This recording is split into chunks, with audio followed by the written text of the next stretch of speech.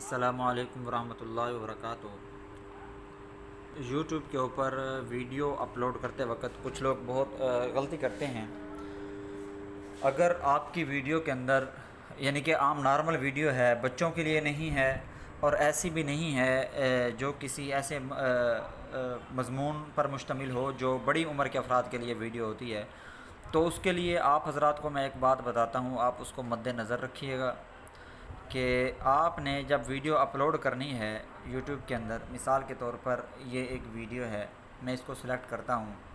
Video upload کرنے کے بعد آپ جب ویڈیو کا ٹائٹل دیتے ہو، ویڈیو کا ٹائٹل دینے کے بعد آپ جب اس کو نیکسٹ کرتے ہو، نیکسٹ کرنے کے بعد یہ دیکھیں، یہ دو لائنیں ہیں، yes it's made for kids اور دوسری ہے it's not made for kids.